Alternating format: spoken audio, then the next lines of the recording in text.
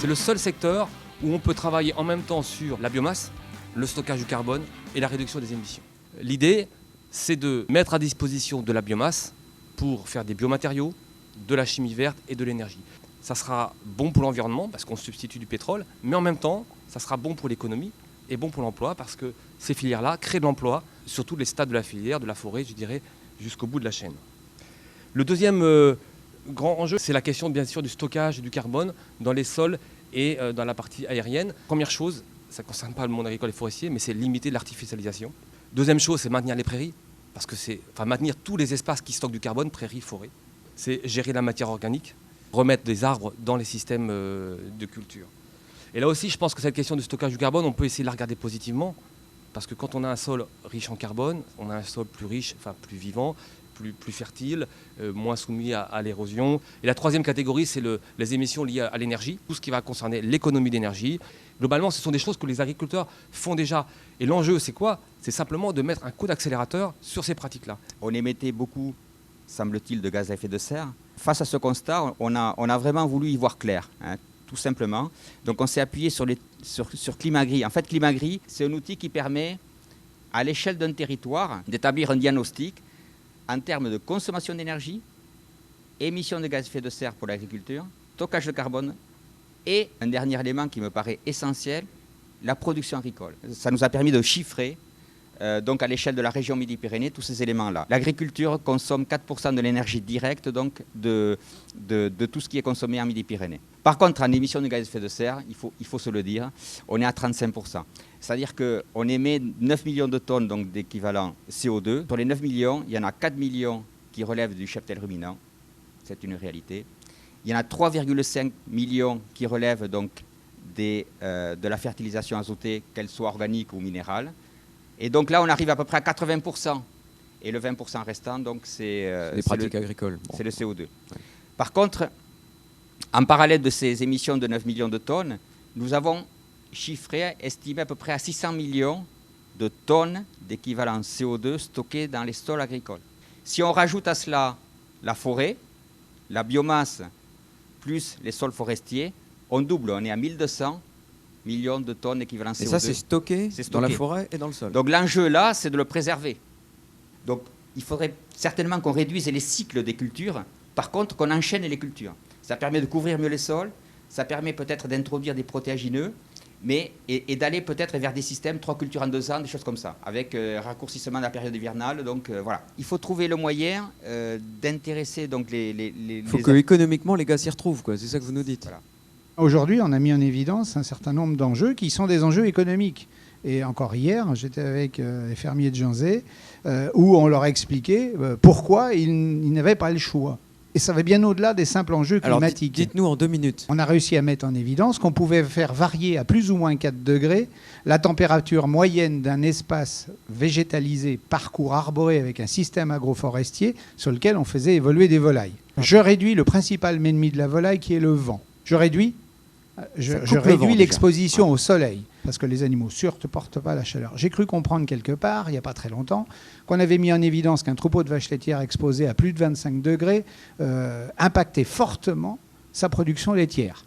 On n'est pas simplement dans les enjeux climatiques, on est dans la performance économique de l'exploitation. Les sols, aujourd'hui, je stocke autant de carbone, ça a été dit, dans ma partie aérienne que dans ma partie racinaire. À partir du moment où j'augmente ma matière organique des sols, j'augmente ma capacité de stockage en eau.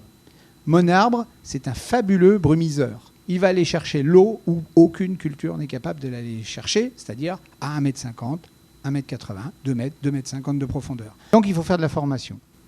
C'est le vis-à-vis, c'est le pragmatique, c'est les 2 pieds au sol. Dire aux gens, mais quel est votre sol? Décrivez-moi votre sol. Il fonctionne comment? C'est d'abord par là que ça commence. Ils y voient un intérêt, je pense, pour leur exploitation ou pour leur cas personnel. On est en production laitière, production poule pondeuse plein air, avec un tiers des œufs en vente directe. On a des cultures de semences, il y a 480 hectares, de l'irrigation. Et on vient de mettre en place, il y a 3 ans maintenant, une unité de méthanisation. On est sur 1300 tonnes équivalent CO2 d'économiser. On est sur 400 litres de produits phyto économisés par les menus pailles et l'implantation de luzerne supplémentaire, puisqu'en parallèle de la méthanisation, avec la récupération de chaleur, on sèche du foin.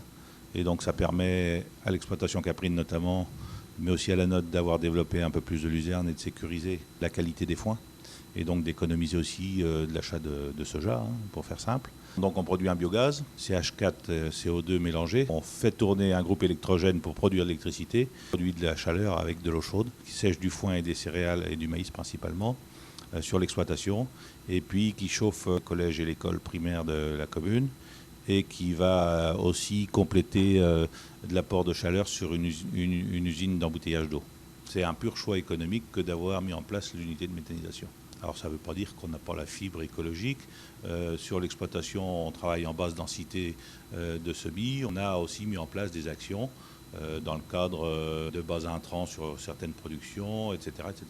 Moi, je dis toujours que la contrainte environnementale qu'on a et qu'on analyse toujours comme une contrainte, nous agriculteurs, il faut qu'on arrive à en faire une chance. On amènera les agriculteurs si on est capable de leur apporter, du revenu supplémentaire, peut-être une prise en compte de l'environnement, mais aussi un mieux-être social, parce qu'on peut être vite esclave de ce genre d'outils. Donc je le dis aussi.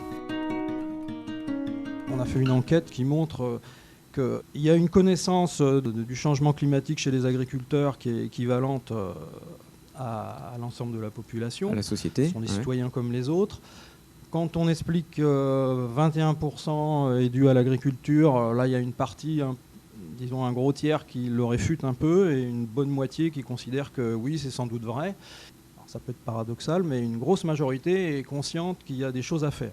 Mais il y a quand même, on le constate, un manque d'informations sur les gaz à effet de serre. Il y a une méconnaissance aussi assez forte de la spécificité de l'agriculture, de l'importance extrême du méthane et du protoxyde d'azote sur le climat. Et donc il y a une double attente, une attente de mieux comprendre les effets de l'agriculture sur le climat et sans doute aussi la capacité pour chaque exploitation de définir les actions qui seraient efficaces à développer et en même temps compatibles avec les autres enjeux économiques.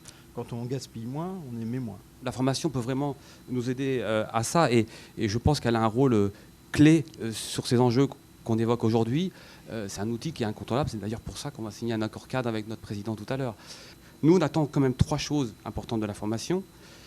Première chose, peut-être, c'est d'expliquer le pourquoi il faut faire ces changements-là.